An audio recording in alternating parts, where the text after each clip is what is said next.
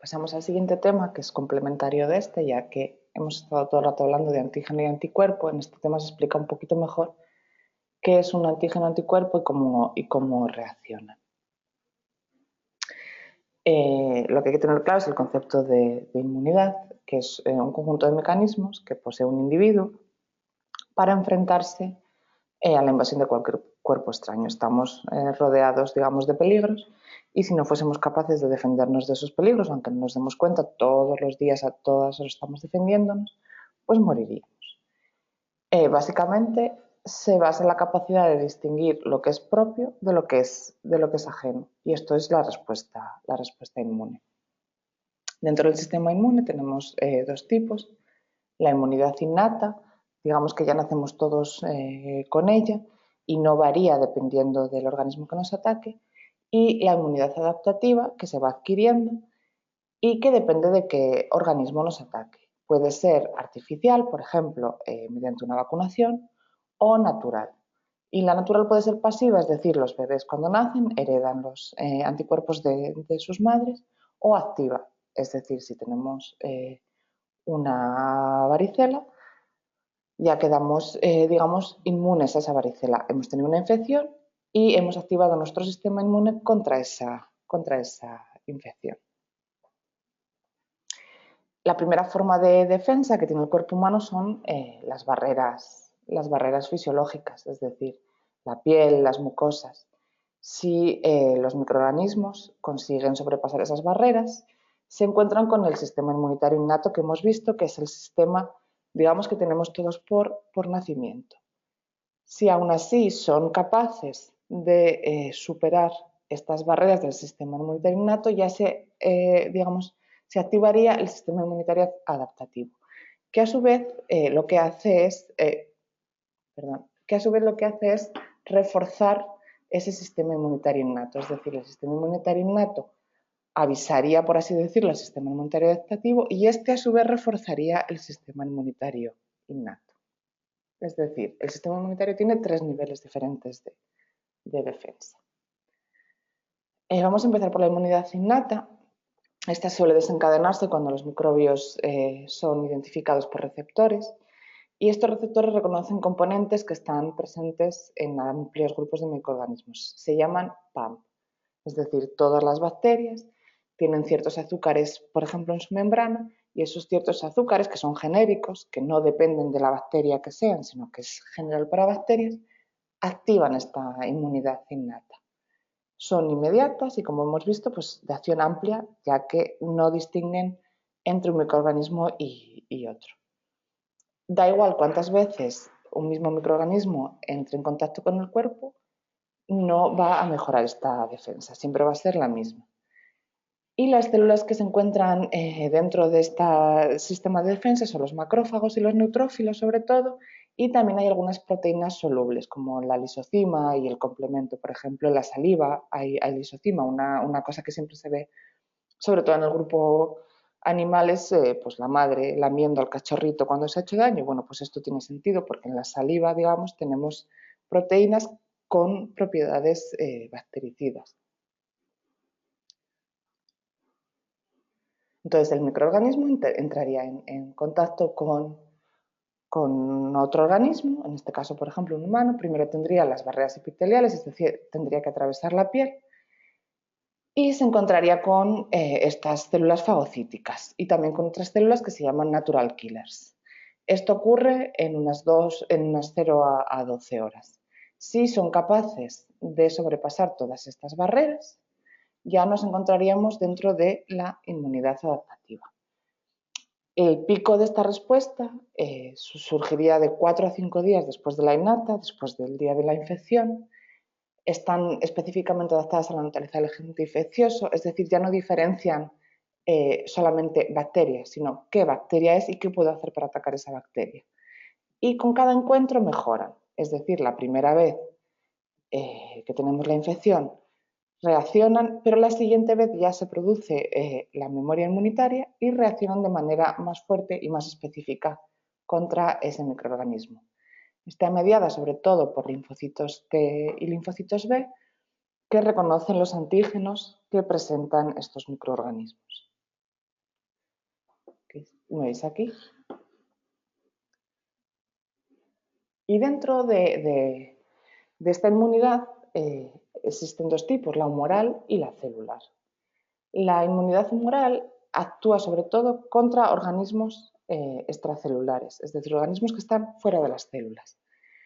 Estos son reconocidos por linfocitos B, que activan a su vez a los linfocitos T y segregan anticuerpos, principalmente inmunoglobulinas M, que se encargan de desactivar o o bien desactivan directamente estos microorganismos o bien atraen a fagocitos para destruir estos microorganismos.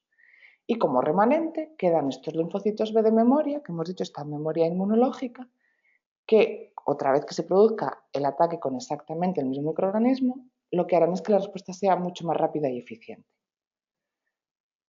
Como veis, pues entraría el microorganismo, por ejemplo, en este caso, pongamos que es un virus que está fuera de la célula. Y se producen estas inmunoglobulinas que lo que van a hacer es pegarse al virus e inactivarlo. Eso sería una forma. En cambio, la inmunidad celular actúa con microorganismos intracelulares. No siempre los microorganismos que nos atacan están fuera de las células, al revés. La mayoría de los microorganismos patógenos necesitan parasitar una célula.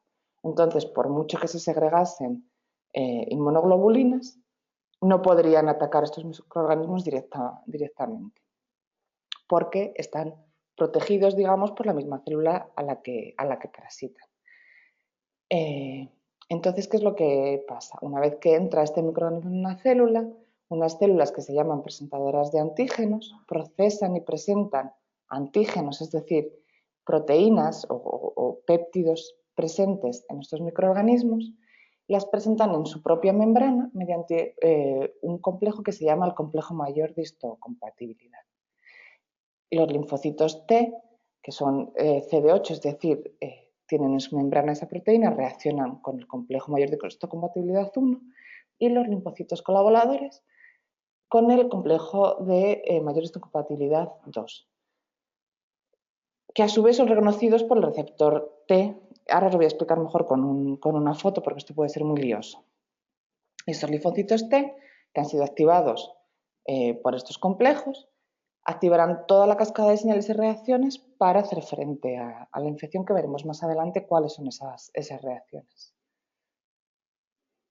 Bueno, esto es un ejemplo de la humoral y la celular, es decir, una cosa es tener las bacterias fuera, que todo lo que van a hacer los linfocitos F van a segregar estos anticuerpos, que lo que van a hacer es inactivarlos, neutralizarlos o romperlos, o atraer a fagocitos para que los destruyan, y otra cosa es tener el microbio dentro de la célula.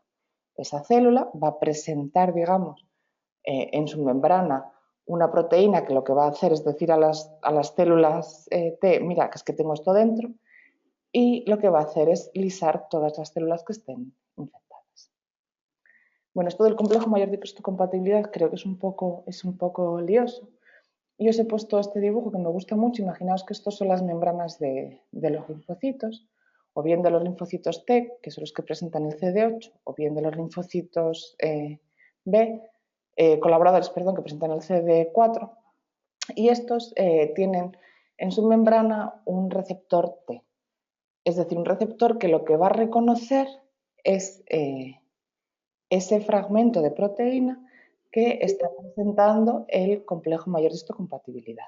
Entonces aquí tendríamos las células infectadas con su complejo mayor de histocompatibilidad presentando este antígeno, y esta membrana sería de los linfocitos T que lo reconocerían a través de este receptor. Como os he dicho, para que pueda ser reconocida, tienen que tomar una de las proteínas que tiene ese microorganismo y transformarla en proteínas más pequeñas, en péptidos, que es lo que se llama el procesamiento antigénico, que son lo que al final presentan en su membrana. El complejo mayor histocompatibilidad, aunque estamos hablando aquí solamente de linfocitos, aparece en casi todas las células nucleadas del cuerpo. Y se presenta en lo que se llama el antígeno endógeno, es decir, está producido dentro de la célula del hospedador.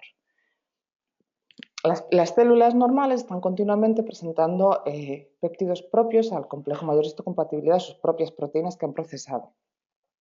Pero por suerte, porque si no sería un desastre, los linfocitos T no reaccionan frente a esos péptidos. Es lo que se llama el fenómeno de tolerancia, es decir, tú no puedes reaccionar contra tus propias células, eso sería una situación patológica. Sin embargo, las células que están alteradas presentan diferentes anticuerpos que son, por ejemplo, víricos o puede incluso ser tumoral, es decir, los linfocitos también actúan contra las células tumorales. Y estos son los linfocitos T citotóxicos, los que tienen este complejo mayor de histocompatibilidad 1. En cambio, los linfocitos T colaboradores tienen el complejo mayor de histocompatibilidad 2. Y estos solamente se encuentran en las células presentadoras de antígeno, es decir, los macrófagos, las células dendríticas y los linfocitos B. Y es lo que se llama el antígeno exógeno. Antes lo que teníamos es un antígeno que ha sido procesado por nuestra propia célula, es decir, o bien tenemos un virus dentro y hemos procesado esa proteína, o bien estamos presentando una proteína propia de la célula. Lo que pasa con el complejo mayor histocompatibilidad 2 es que primero se ha fagocitado, digamos, ese microbio para presentarlo. Entonces, por eso se llama antígeno exógeno, porque primero fagocitan para luego poder presentarlo. Dicho esto, ¿cuáles serían las únicas células del cuerpo que poseen los dos complejos de histocompatibilidad, el 1 y el 2? A ver, vuelvo para atrás. El complejo mayor de histocompatibilidad 1 tienen todas las células del cuerpo, casi todas las células del cuerpo. Es decir, si tú tienes una célula, cualquier célula infectada por un microorganismo, va a presentar péptidos de ese microorganismo mediante el complejo de histocompatibilidad 1. En cambio, el complejo de histocompatibilidad 2 solamente está en células, digamos, profesionales, que son los macrófagos, las células dendríticas y los linfocitos B, que lo que hacen es que, aunque no tengan el microbio, lo fagocitan para poder presentar el antígeno. Entonces, si las únicas que tienen el complejo 2 son los macrófagos, las células dendríticas y los linfocitos B, y el 1 aparece en todas las células nucleadas del cuerpo, ¿cuáles serían las únicas que poseen los dos? Los linfocitos T antes de diferenciarse, ¿y qué más?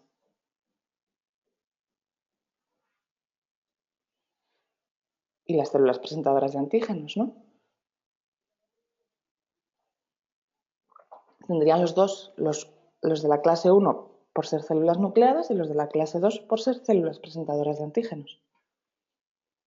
¿De acuerdo? Serían tanto los macrófagos como las células dendríticas como los linfocitos B, los que tendrían las dos clases.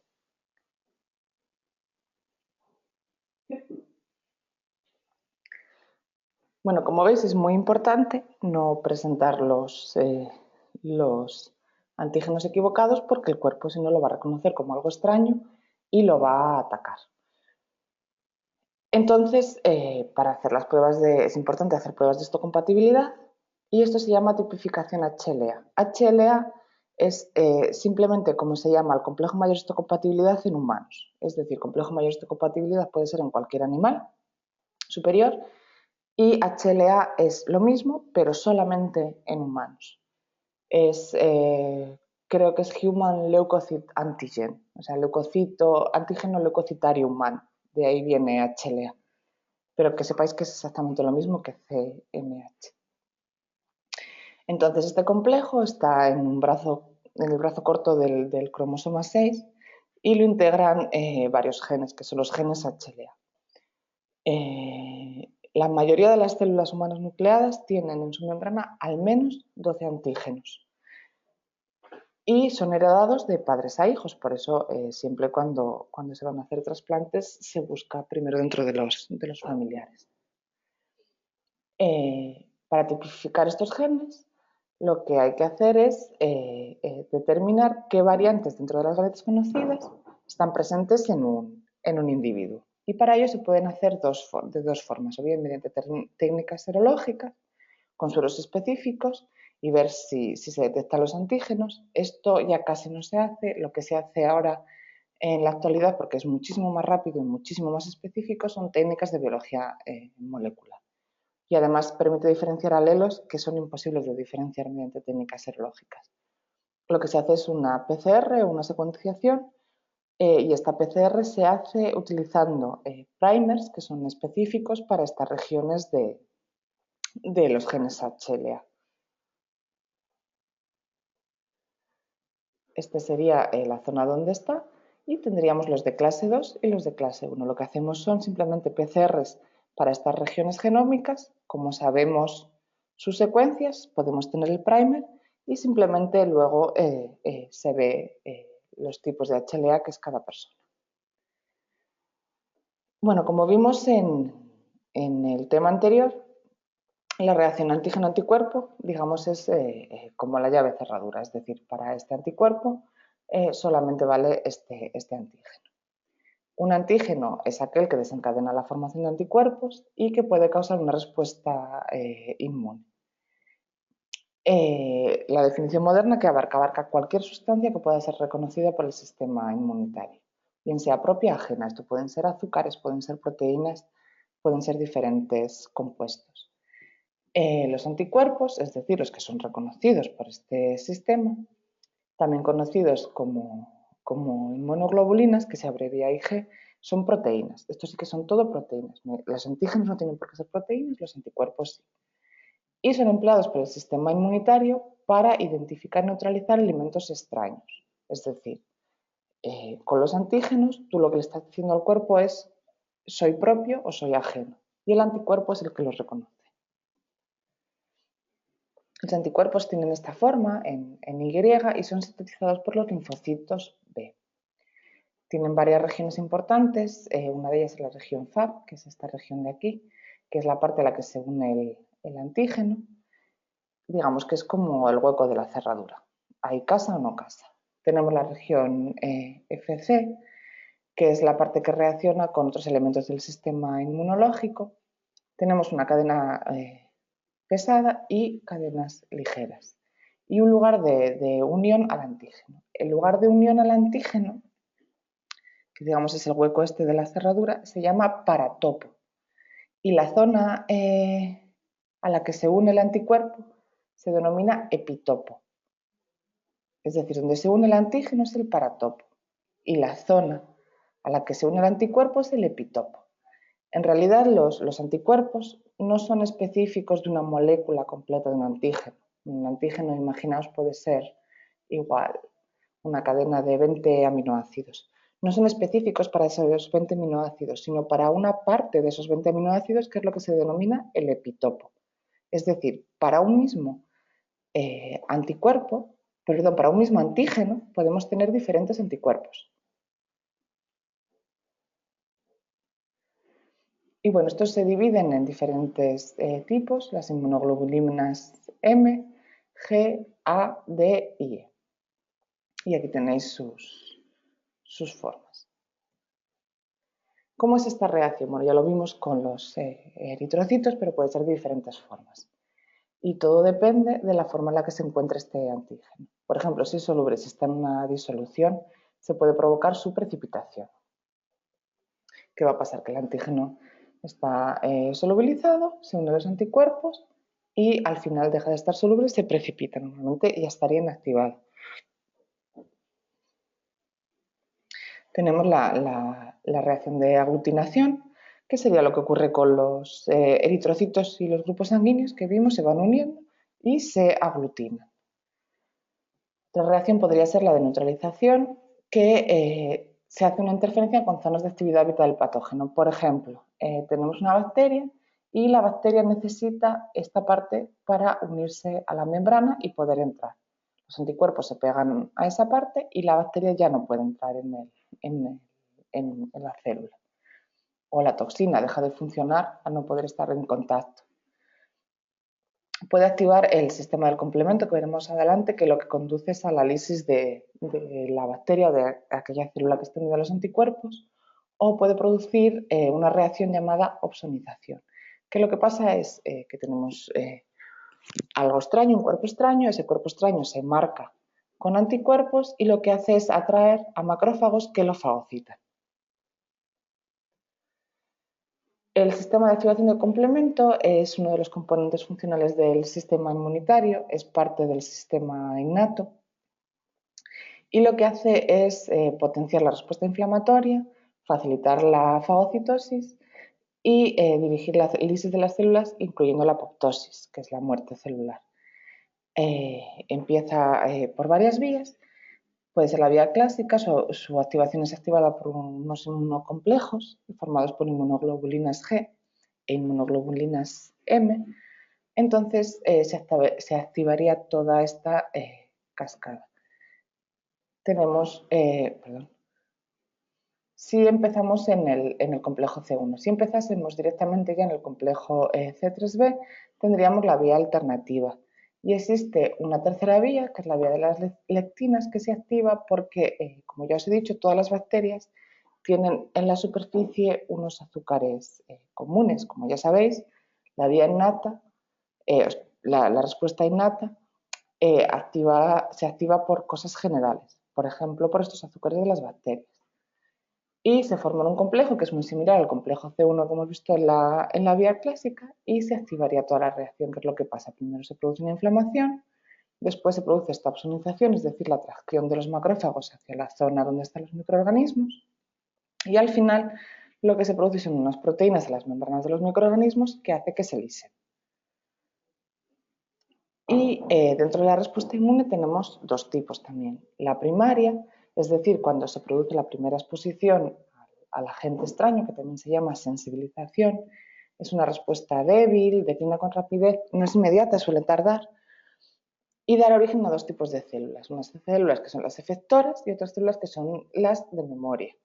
Estas células se van multiplicando de 2 a 4 veces cada 24 horas durante los 3 o 5 días que dure la infección y al final desaparecerá, cuando desaparezca el antígeno, desaparecen las células efectoras que se mueren por apoptosis, pero no desaparecen las células de memoria que quedan circulando. En estas respuestas se secretan inmunoglobulinas, principalmente la inmunoglobulina M. ¿Qué pasa si no es la primera vez que estamos expuestos a un patógeno? Si sería la segunda vez. Tenemos esas células de memoria que ya estaban ahí esperando y se produce lo que se llama la memoria inmunológica. Esto lo que permite es que la respuesta sea muchísimo más rápida, más intensa, más específica y más duradera. Aquí principalmente se producen inmunoglobulinas G, pero también pueden aparecer A y E. ¿Qué es lo que pasa? Esto no va en progresión, es decir, la segunda vez es más, la tercera vez es más, pero luego llega un punto en el que se alcanza un límite y ya no se produce un incremento tan grande en la respuesta, sino pues sería incluso perjudicial. Y eso es lo que se llama respuesta autolimitada.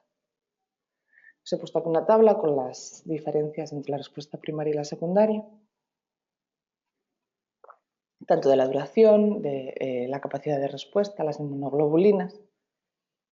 Y aquí, como veis, lo que se produce es en la respuesta primaria, se produce sobre todo estas inmunoglobulinas, mientras que en la respuesta secundaria se producen estas otras.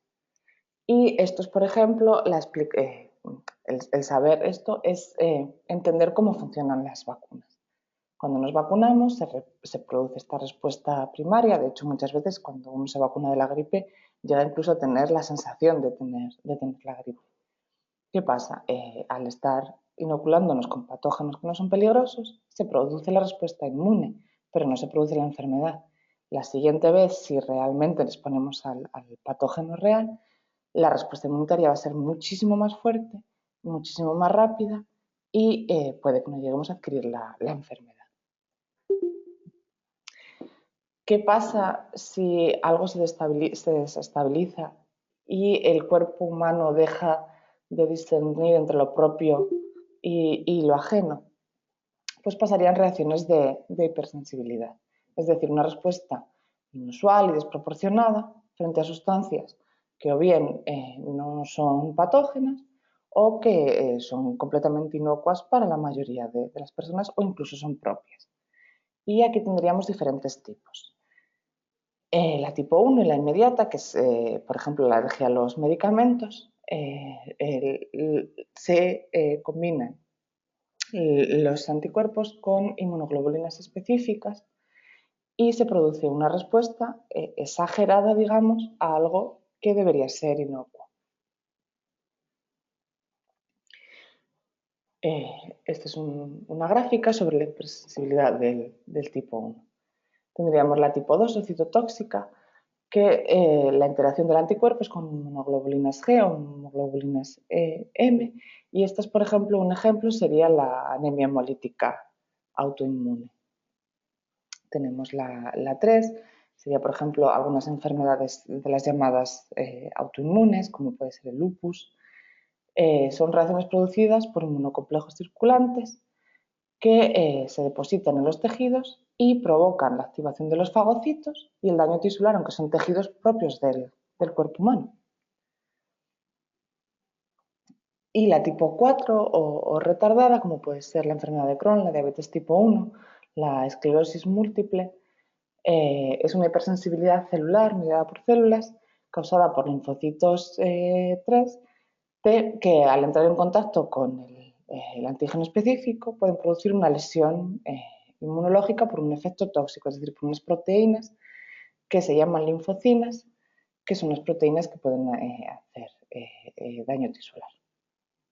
Bueno, aquí tenéis unos esquemas sobre los diferentes tipos de reacciones y, bueno, qué inmunoglobulinas están, o qué células están implicadas y los ejemplos más claros. Enfermedades como el asma, por ejemplo, no pueden ser clasificadas en uno de los tipos y, bueno,